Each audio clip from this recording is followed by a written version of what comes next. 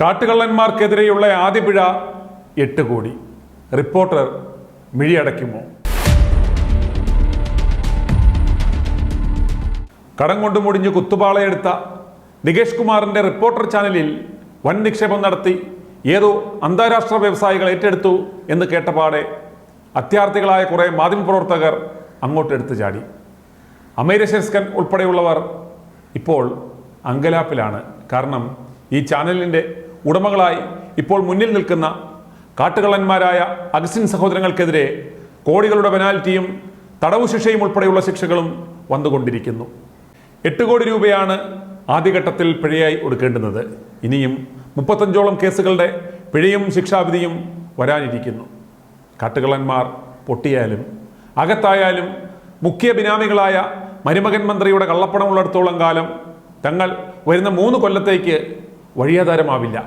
അതിനിപ്പുറം മരുമകനെ ഈടി പൊക്കിയാൽ മാത്രമേ അപകടമുള്ളൂ എന്ന വിലയിരുത്തലിലാണ് മാധ്യമശിരോമണികൾ.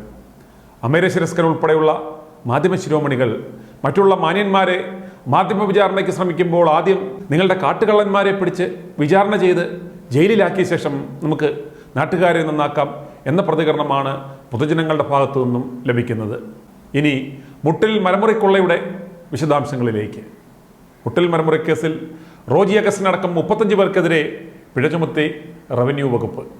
Kerala land conservancy act പ്രകാരമാണ് പിഴയടക്കൽ നോട്ടീസ് നൽകിയിരിക്കുന്നത്. മുറിച്ചു കടത്തിയ മരത്തിൻ്റെ 3 ഇരട്ടിയാണ് പിഴത്തുകയായി ഈടാക്കുക. 35 കേസുകളിലായി 8 കോടിയോളം രൂപയാണ് ആദ്യഘട്ടത്തിൽ കണക്കാക്കിയിരിക്കുന്നത്. 1 മാസത്തിനകം പിഴയൊടുക്കണമെന്നാണ് നോട്ടീസ്. തുക അടച്ചില്ലെങ്കിൽ സ്വത്തുക്കൾ കണ്ടുകെട്ടുമെന്നും മുന്നറിയിപ്പുണ്ട്.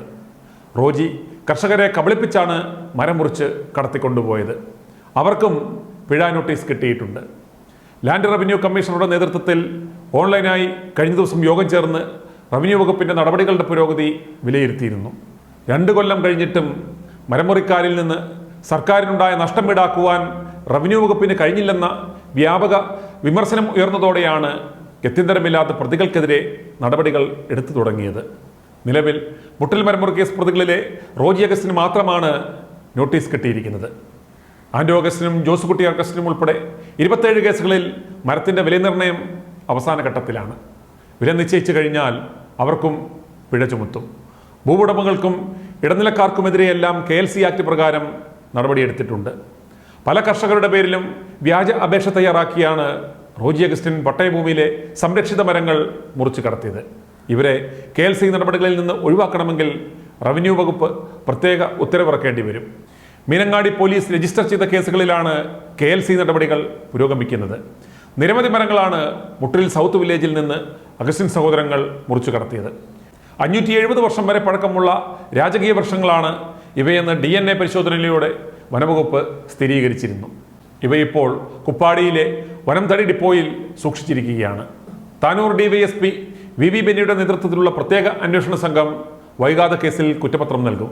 ഒപ്പം റവന്യൂ നടപടികൾ കൂടി വന്നതിനാൽ പ്രതികളായ അഗസ്റ്റിൻ സഹോദരങ്ങൾ ശക്തമായ നിയമ നടപടികൾ നേരിടേണ്ടി വരും.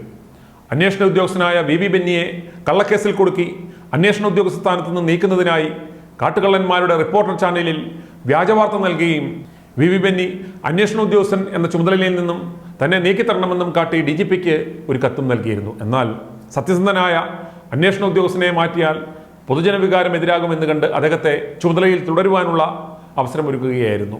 സർക്കാരിലേക്ക് നിക്ഷിപ്തമായ മേഖലകളിൽ നിന്ന് മരം മുറിച്ചതിന് ഭൂവുടമകളിൽ നിന്ന് മാത്രമല്ല അതുമായി ബന്ധപ്പെട്ട് പ്രവർത്തിച്ച എല്ലാവർക്കുമെതിരെയും നടപടികളാണ് ആലോചിക്കുന്നത്. ആദിവാസികളെ തെറ്റിദ്ധരിപ്പിച്ച് റോജി അഗസ്റ്റിനും കൂട്ടാളികളും മരം മുറിച്ച് കടത്തിയിട്ടുണ്ട്. അവരുടെ അജ്ഞത ചൂഷണം ചെയ്തതാണെന്ന് വ്യക്തമായതിനാൽ ആദിവാസികളെ ലാൻഡ് കൺസർവൻസി നിയമപ്രകാരമുള്ള നടപടികളിൽ നിന്ന് ഒഴിവാക്കിയേക്കും. പക്ഷേ ഇക്കാര്യത്തിൽ സർക്കാർ തലത്തിൽ അന്തിമ തീരുമാനമെടുക്കണം. ഭൂവുടമകൾ എന്ന നിലയിൽ ആൻഡോ അഗസ്റ്റിനും ജോസുട്ടി അഗസ്റ്റിനുമെതിരെയാണ് പോലീസിന്റെ പ്രത്യേക അന്വേഷണ സംഘം KLC ആക്ട് ചുമത്തിയത്. റോജി അഗസ്റ്റിനെതിരെ വ്യാജരേഖ ചമയ്ക്കൽ ഉൾപ്പെടെയുള്ള വിവിധ വകുപ്പുകളാണ് ചുമത്തിയിട്ടുള്ളത്. ലാൻഡ് കൺസർവൻസി നിയമപ്രകാരം നടപടി ശക്തമാക്കുന്നതോടെ പ്രതികൾ മുറിച്ച മരത്തിന്റെ 3 ഇരട്ടി പിഴയടക്കേണ്ടി വരും. മരങ്ങളുടെ വില നിശ്ചയിച്ചു നൽകുന്നതിലെ വനംവകുപ്പിന്റെ കാലതാമസമാണ് ലാൻഡ് കൺസർവൻസി നിയമപ്രകാരമുള്ള നടപടികൾ വഹിക്കുവാൻ കാരണമെന്നാണ് ന്യായം പറയുന്നത്. എന്നാൽ തൊലിച്ചെത്താത്ത 11 മരങ്ങൾ ഒഴികെയുള്ള ബാക്കി മുഴുവൻ എണ്ണത്തിൻ്റെയും വില നിശ്ചയിച്ച് നൽകിയിട്ടുണ്ടെന്ന് വനംവകുപ്പ് പറയുന്നു. 75 കേസിലാണ് ലാൻഡ് കൺസർവൻസി ആക്ട് പ്രകാരം റവന്യൂ വകുപ്പ് നടപടിയെടുക്കുന്നത്. ഇതിൽ 4 എണ്ണത്തിൽ പിഴ നിശ്ചയിച്ചുകൊണ്ട് ഉത്തരവായിട്ടുണ്ടെന്നും 35 കേസിൽ ഹിയറിംഗ് പൂർത്തിയാക്കിയിട്ടുണ്ടെന്നും കളക്ടർ ഡോക്ടർ renuraj പറഞ്ഞു. ഇനി തുടർ നടപടികൾ വേഗത്തിലാക്കുമെന്നും അവർ പറഞ്ഞു. 36 കേസിൽ വനംവകുപ്പ് വില നിശ്ചയിച്ച് കിട്ടാനുണ്ട്. കാട്ടുകള്ളന്മാരുടെ കയ്യിൽ നിന്നും പണം പറ്റിയ വനംവകുപ്പിലെ തീവെട്ടികളാണ് ഒരൊറ്റ ദിവസം കൊണ്ട് തീർപ്പാക്കാവുന്ന വിലനിർണ്ണയം ഇട്ട് ഇഴയ്ക്കുന്നത് എന്നാണ് വിവരം. 2020 റവന്യൂ വകുപ്പ് ഇറക്കിയ ഉത്തരവനുസരിച്ചാണ് മരം മുറിച്ചതെന്നാണ് പ്രതികൾ ഇപ്പോഴും ആവർത്തിച്ചുകൊണ്ടിരിക്കുന്നത്. എന്നാൽ 1964 ഭൂപതിവ് നിയമം അനുസരിച്ച് പട്ടയം നൽകിയ ഭൂമിയിൽ അതിനുശേഷം കിളിർത്തതും നട്ടുവളർത്തിയതുമായ മരം മുറിക്കുവാനാണ് വിവാദമായ ഉത്തരവ് അനുമതി നൽകിയത്. എന്നാൽ 574 വർഷം വരെ പഴക്കമുള്ള മരങ്ങൾ ഉൾപ്പെടെയാണ് റോജിയും സഹോദരങ്ങളും മുറിച്ചു കടത്തിയതെന്ന് DNA പരിശോധനയിൽ തെളിഞ്ഞതോടെ ഈ വാദം പൂർണ്ണമായി പൊളിയുകയായിരുന്നു. DNA റിപ്പോർട്ടും കർഷകരുടെ പേരിൽ റോജി അഗസ്റ്റിൻ വ്യാജ അപേക്ഷ നൽകിയതും പ്രതികൾക്കെതിരായ പ്രധാന തെളിവുകളാണ്. ക്രിമിനൽ ഗൂഢാലോചന, വ്യാജരേഖയുണ്ടാക്കൽ, വഞ്ചനാകുറ്റം, പൊതുമുതൽ നശിപ്പിക്കൽ ഉൾപ്പെടെയുള്ള വകുപ്പുകൾ പ്രത്യേക അന്വേഷക സംഘം ചുമത്തിയിട്ടുണ്ട്. വർഷങ്ങളായി ഇട്ട് ഇഴയ്ക്കുന്ന ഈ കേസിൽ ഒരൊറ്റ ദിവസം തന്നെ ശിക്ഷ വിധിക്കാമെന്നിരിക്കെ ഇതിനെ ഘട്ടം ഘട്ടമാക്കി പ്രതികൾക്ക് രക്ഷപ്പെടുവാൻ വേണ്ട അവസരമൊരുക്കുകയാണ് എന്ന് വ്യക്തമാണ്.